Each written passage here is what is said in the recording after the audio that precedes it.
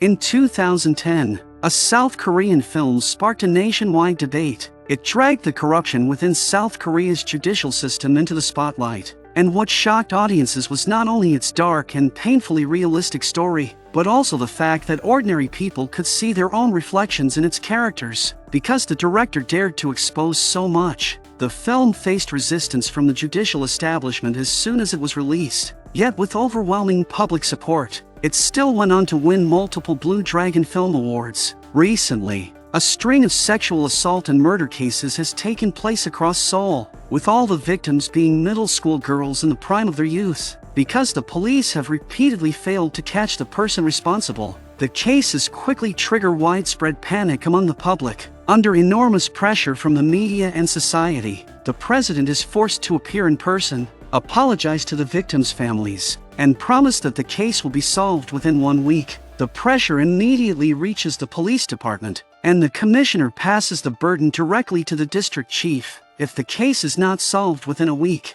both of their careers will be completely ruined. After discussing the matter in private, the two men come up with the easiest solution: find a scapegoat, close the case, and make the entire problem disappear. Since neither of them wants to handle such dirty work personally, the district chief quickly thinks of the perfect candidate: Detective Squad Leader Cheol-gi. Cheol-gi has neither power nor influential connections, which makes him the perfect pawn, and if the scheme is ever exposed, they can simply throw him aside and use him as a shield. At the same time, Cheol-gi is an exceptionally capable detective, but despite working tirelessly for decades, he is still nothing more than a low-ranking squad leader. The reason is simple: whenever an opportunity for promotion appears, the position is always taken by someone younger with powerful connections and a privileged background. Whenever others mock or exclude him, Cheol-gi has always chosen to endure it in silence. But the officers working under Cheol-gi cannot tolerate the humiliation,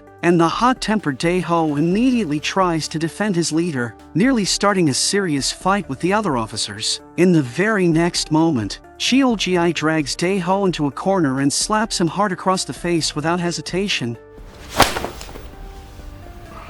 The impulsive Dae-ho feels deeply wronged, but Cheol-gi has no other choice, because countless eyes are watching them inside the office, and their every move is being monitored. No matter how cautiously they proceed, the trouble destined to reach them cannot be avoided forever. That day, the district chief personally summons Cheol-gi, openly explains the decision made by himself and the commissioner, and orders Cheol-gi to find someone who can take the blame and bring the case to an end. Cheol-gi understands exactly what they are planning.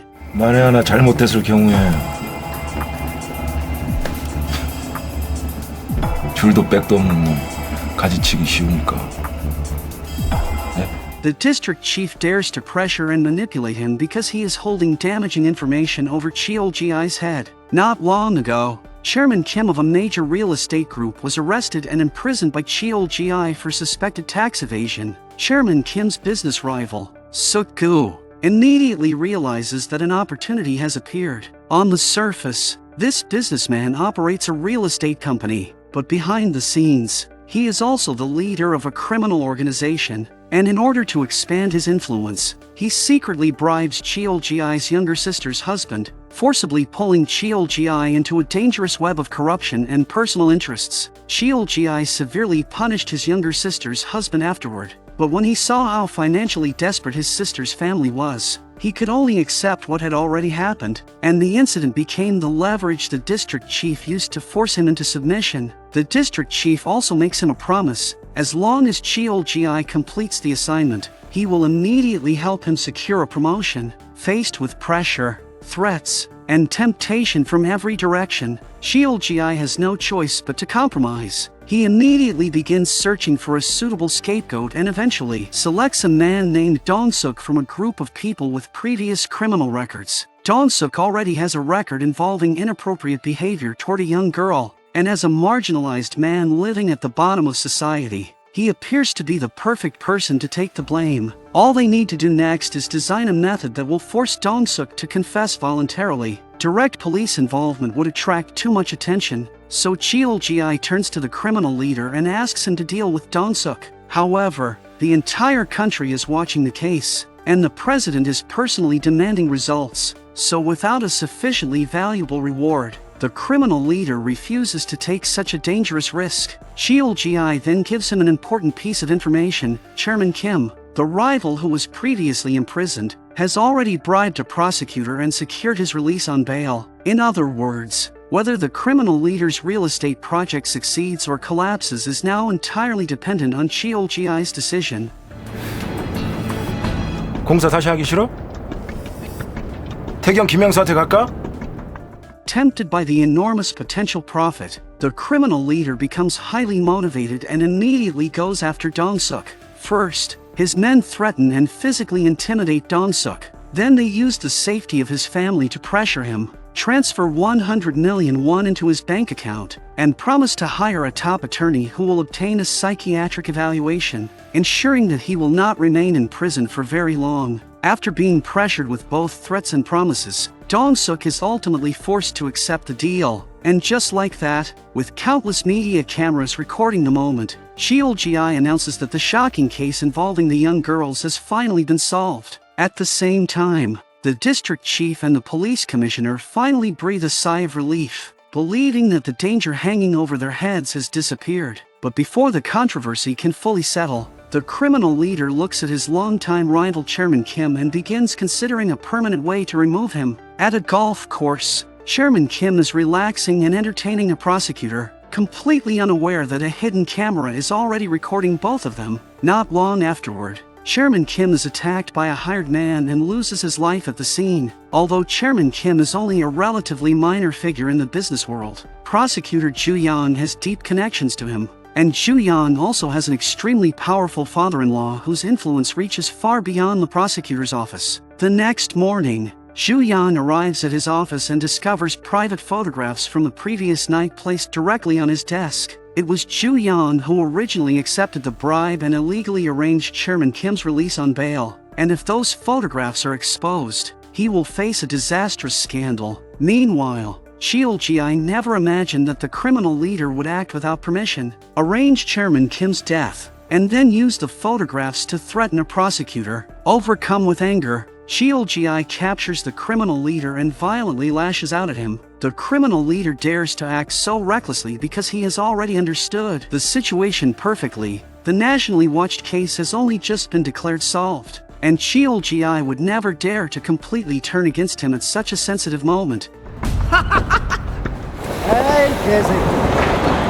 Meanwhile, Dong-suk, the man chosen as the scapegoat, discovers that the lawyer assigned to him is nothing more than a free court-appointed attorney. The lawyer bluntly tells him that the promised psychiatric evaluation never existed, that he will receive the harshest possible sentence, and that the 100 million won supposedly left for his wife and daughter has already been deceived out of their hands and taken back by the criminal organization. After discovering the full extent of the deception, Dong-suk completely breaks down. By coincidence, Prosecutor Ju Yang is standing outside the interrogation room, and as Dong-suk is escorted away, he repeatedly screams and curses the criminal leader. Ju Yang immediately senses that something is wrong and orders an examination of the phone records, soon discovering unusually frequent calls between Dong-suk, Cheol-gi, and the criminal leader, especially during the period immediately before and after Dong-suk's arrest. He instantly concludes that Dong-suk is most likely a scapegoat and that the entire case is hiding a much deeper secret.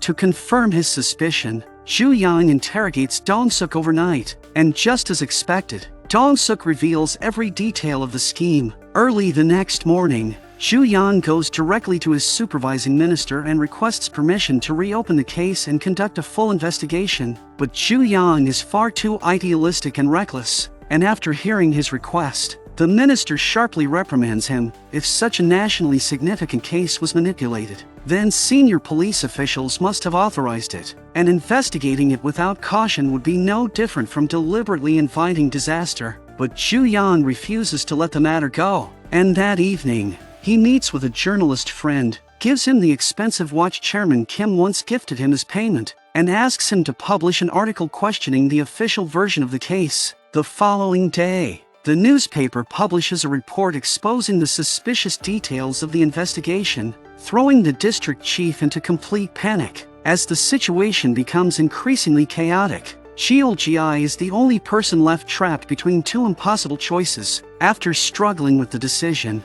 Ji calls the criminal leader and orders him to arrange Dong-suk's death inside prison, permanently removing the final threat. The criminal leader remains cautious and secretly records the entire telephone conversation as protection for himself. Not long afterward, several hired killers were deliberately sent to the prison, and the next day, Dong-suk was found hanging in his cell. Judging from details such as the knot and the height of the scene, the official explanation of self-harm makes no logical sense. But in order to conceal the truth, the police immediately declare it a suicide and close the case. By the time Ju-yeon reaches the prison, everything has already been finalized. As a prosecutor, Ju-yeon cannot accept that he has been manipulated by ordinary police officers and street criminals. So in a mixture of humiliation and rage, he immediately orders his subordinates to bring in every member of Ji-i's squad for individual questioning, demonstrating the immense authority held by the prosecution. At the same time, Ji is summoned into the district chief's office. With Dong-suk gone, the controversy has temporarily calmed down, and the district chief tells Ji to keep a low profile until public attention fades, after which his promotion and salary increase will finally be approved. Before Ji can feel any relief, Dae-ho suddenly calls him with an urgent warning. Ji rushes back to the station and discovers that every member of his squad has been taken away for questioning by the prosecutor's office. Immediately afterward, even worse news arrives. His sister's family is now in serious danger, and if investigators uncover the bribe once accepted by his brother-in-law, both his family and his subordinates will be dragged down with him and lose everything. At this point, his only possible escape is to personally visit Ju-yeon, lower his head, and admit defeat. Realizing that Ju-yeon will not let the matter go, Ji abandons all of his dignity, kneels before him, and voluntarily hands over the original hidden camera photographs. Seeing Ji kneeling before him in humiliation satisfies Ju-yang's pride, and after degrading him as much as possible, he temporarily brings the matter to an end, while Ji-i's family members and subordinates are gradually released soon afterward. However, the safety Ji purchased by sacrificing his dignity does not earn his sister's forgiveness, and even his most trusted subordinate, Dae-ho, begins to suspect him. Ji does not want to drag Dae-ho into the same darkness, so he gives him vague answers and repeatedly warns him not to investigate any further. Just when Ji believes the crisis is finally over, the criminal leader causes another problem. His real estate project encounters serious obstacles, so he pressures Ji to solve them and uses recordings and video evidence of their private dealings to threaten him. Unexpectedly, Ji simply turns around and walks away, leaving the criminal leader unable to understand where his confidence is coming from. That confusion lasts until the criminal leader enters the elevator.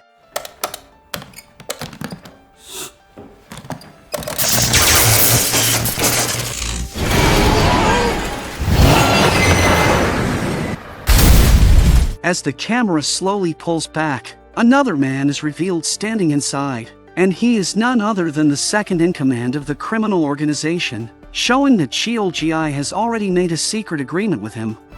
여기 다 있습니다. 앞으로 잘 부탁드리겠습니다. 원본은 보험이죠. 이게 사람 일 어떻게 될지 모르니까. After hearing this, Ji completely lost control of his emotions and decided to sever every remaining tie once and for all. But Dae-ho, who has been worried about him and secretly followed him, suddenly appears and tries to stop his leader from personally hurting anyone. Ji has already reached a point of no return, so he raises his weapon and pulls the trigger, striking the second-in-command in the leg. As Ji and Dae-ho struggle over the weapon, 제가 다 죽일게요, 형님. 제가. 그만 좀 하시라고요. it suddenly fires by accident, and the shot strikes Dae-ho directly in the chest. Looking at Dae-ho lying on the ground with his life hanging by a thread, Ji completely broke down. After calming himself and accepting the reality of what has happened, Ji fires another shot at the second-in-command, then rearranges and cleans the scene, creating the false appearance that Dae-ho was connected to the criminal organization and that both sides attacked each other. a large number of police officers soon arrive, and based on the fabricated scene and false testimony, Tae-ho was accused of cooperating with organized crime and is dismissed from the police force. An honest and devoted police officer is left carrying a disgraceful reputation, and inside the nearly empty memorial hall, only the heartbreaking cries of Tae-ho's mother can be heard. Cheol-gi, by contrast, receives praise from the commissioner, earns the promotion he has desired for so many years, and moves into his own private office.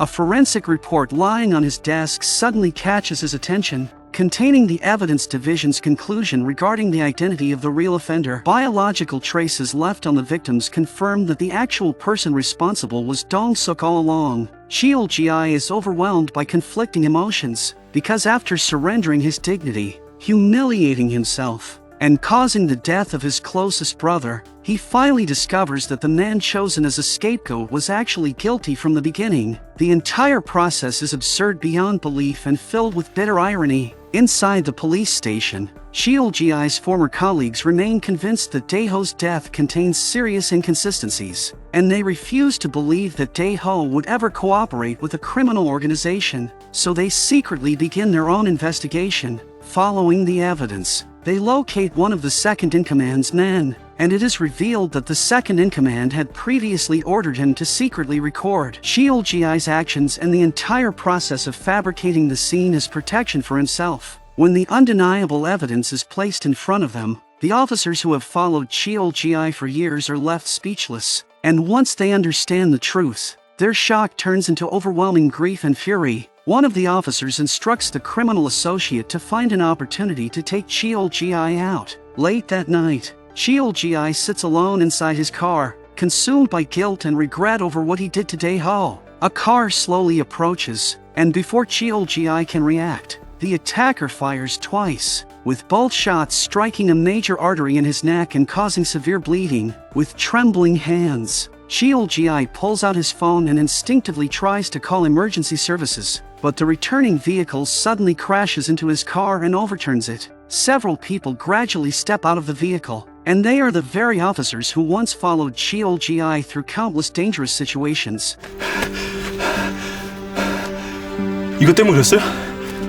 Cheol-gi moves his lips as though trying to leave behind his final words, but the severe injury to his neck prevents him from making a sound, and he eventually dies filled with bitterness, despair, and unfinished regret. Not long afterward, the scandal involving Ju Yang's corrupt exchange of money and influence with Chairman Kim is completely exposed, creating a massive public outcry. The person who arrives to investigate and uncover the explosive story is none other than Ju Yang's journalist friend, but Ju Yang will not suffer any truly serious consequences, because his immensely powerful father-in-law has more than enough influence to make the entire scandal disappear.